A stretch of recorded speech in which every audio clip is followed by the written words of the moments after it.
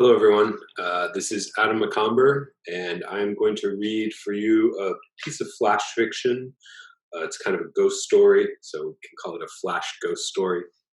It's called There's Someone at the Door. Barbara is reading a novel. It's Sunday, just after 9 p.m. Her husband enters the living room, drying his hands on a dishcloth. He says, "There's someone at the door." Barbara lowers the novel. She looks at her husband. "I heard a knock," he says.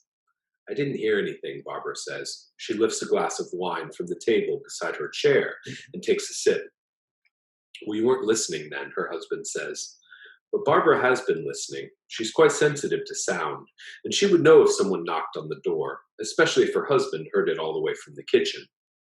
Now her husband walks toward the foyer, as if he means to answer the door. Barbara considers the fact that her husband might be pulling some kind of prank. He used to do that sort of thing when they first met. They were in college then. He sat behind her in astronomy class. Every time she turned around, he was smiling, as if there was some secret. Barbara's husband reaches the front door and begins to unfasten the chain. "Wait," Barbara says. She doesn't know why she tells him to wait, other than the fact that it simply doesn't seem right to answer a door if no one has knocked. Her husband pauses, turning to look at her. "Wait for what?" "I don't know," Barbara says. "Just, what if it's Mrs. Miller?" her husband asks. Barbara considers this. Mrs. Miller is their neighbor. Her husband died in a car accident years ago. She never remarried. Mrs. Miller knocked on their door last month when she was locked out of her house. She wanted to use the telephone to call her sister. "It isn't Mrs. Miller," Barbara says. "How do you know?" her husband asks. "Because she hides a key on her porch now. She told me." Barbara's husband nods. "Well then," he says, "I'll just look through the peephole. Will that make you happy?" "Alan," Barbara says. But before she can say anything else, he's looking through the peephole. He glances back at Barbara then. His face is pale. "What's wrong?" Barbara says. "It's Mrs. Miller," Barbara's husband says in an uncharacteristically soft voice. "What do you mean it's Mrs. Miller?" "Mrs. Miller is standing out there, but what?" "There's something wrong with her," Barbara's husband says. "What's wrong?" She's bleeding." Barbara drops her book and stands from the chair. She moves toward the foyer, brushing past her husband. She begins to unfasten the door chain. "Wait," her husband says. Barbara turns to look at him. "Mrs. Miller is bleeding, Alan." "She is," he says, "but it's not just that. It's the way she's bleeding." "What way?" "All over," her husband says. "From everywhere at once. Eyes and nose and mouth and—" "My God," Barbara says. She turns and looks through the peephole then, but there's no one outside. The yellow circle of light on the porch is empty. Barbara hears her husband laughing. She's angry at first, but then she turns to look at him, and she realizes he's laughing like he used to when he was young, when they were in college together. "Alan," she says, "that was awful." "Your face," he says. "You told me Mrs. Miller was bleeding all over," Barbara says. "How was my face supposed to look, the poor old woman?" Her husband is still laughing. "What made you decide to do a thing like that?" Barbara asks. He shakes his head. "I was washing the dishes, my hands were down in the warm water, and it just sort of occurred to me. It seemed like it would be funny." Barbara shakes her head. "You're funny, all right," she says. She thinks she might slap him like she used to. Not hard, of course, but in a playful way. Then there's a knock at the door. Barbara turns to look. "What?" her husband says. Barbara listens, wondering if it will happen again. "Didn't you hear that?" she says. "Hear what?" Barbara studies her husband. "Is this the second part of your prank?" she says. "Prank?" "Barbara, someone just knocked on the door, Alan," she says. "He looks surprised." "How did you do it?" Barbara asks. "How did you make it sound like someone knocked?" "I didn't do anything," her husband says. "I was standing here talking to you." "Did you tap your foot?" Barbara says, looking down at her husband's shoe. "I didn't even hear anything," he says. Barbara turns toward the door. She puts her hand on the chain. "Wait," her husband says. "Why should I wait?" Barbara says. "Because this doesn't seem right. I'm really sorry. I shouldn't have tricked you like that. It wasn't nice of me. And And if you're playing a trick on me now, I deserve it. Barbara thinks her husband looks sincere. He's a good actor, though.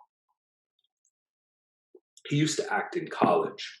Once she saw him in a play. He kissed her afterward in the alley behind the theater. He still had his costume on, and Barbara felt like she was in the play too.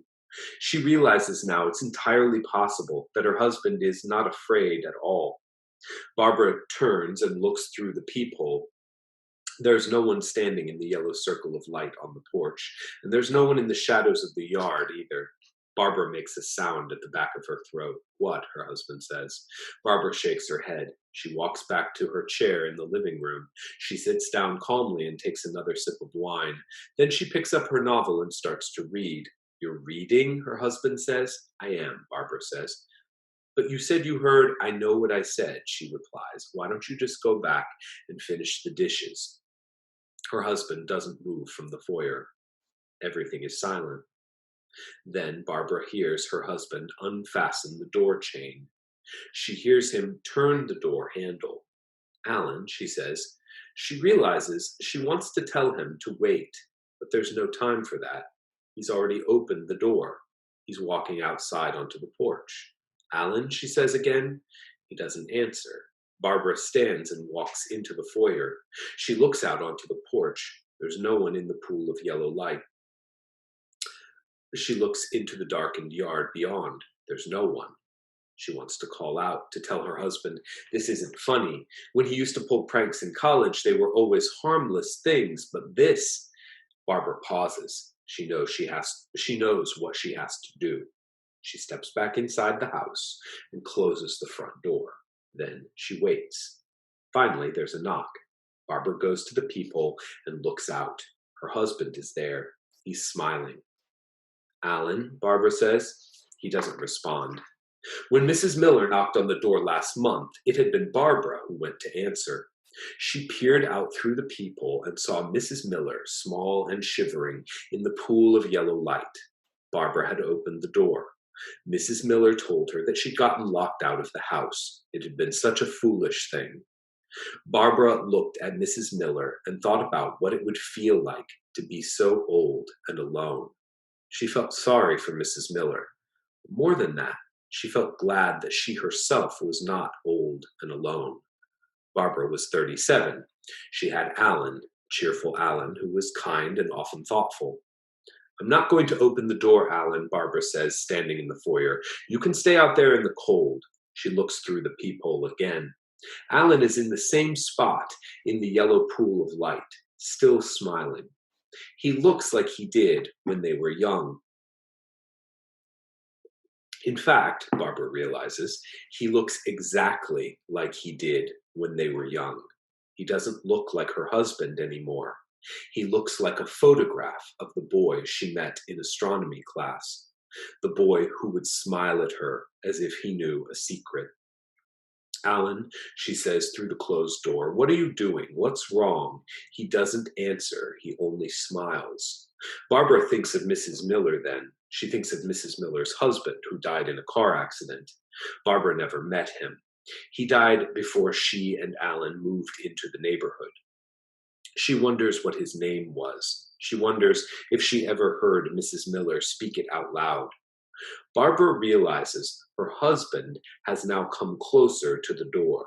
He touches the door handle. He moves it back and forth. Barbara thinks about something her husband once said in astronomy class. He said, what if we get married, Barbara? What if we get married and live together like an old man and an old woman? It was Barbara's turn to laugh then. She told him not to be silly. I don't know if it's silly, he said. And then he made a face, mouth open, eyes wide, like he was surprised by something terrible. The end.